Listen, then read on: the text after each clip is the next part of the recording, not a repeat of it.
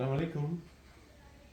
সুভাষিত সুজনগণ, আপনাদের সবার উদ্দেশ্যে একটি কবিতা নিবেদন করছি। কবিতাটির রচয়িতা আতাউর রহমান চৌধুরী। সর্বশেষ কাব্যগ্রন্থ শেষ বেলার একটি কবিতা।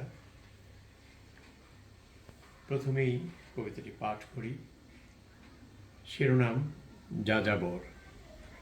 আমার এক কুলে সর্বনাশ, আরেক কুলে আশা, মাঝখানে এক নদী ভালোবাসা, তার উপর ক্ষুদ্র তরণী অধীর অস্থির, দিনমান বোঝাই করি যা কিছু কর্মক্লেশ, স্তবকে স্তবকে সাজাই আমার সব অভিলাষ।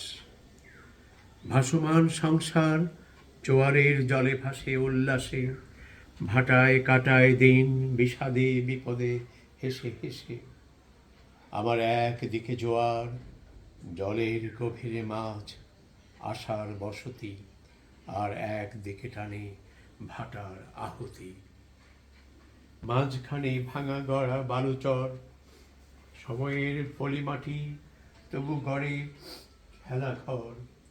দুই হাতে আঁকড়ে ধরি মাস্তুলের রশি, পাল তুলি অচিন নদীর নিরিবিলি স্রোতে, নিরন্তর বয়ে যায় নিয়তির যাযাবর।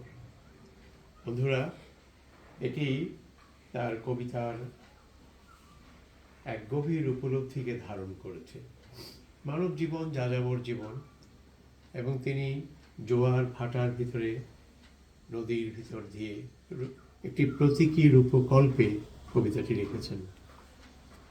জীবনের শেষ বেলায় এসে তার যে মৃত্যু চিন্তা, মৃত্যু চেতনা এই কবিতাটির মধ্যে আমরা খুঁজে পাই। ধন্যবাদ সকলকে।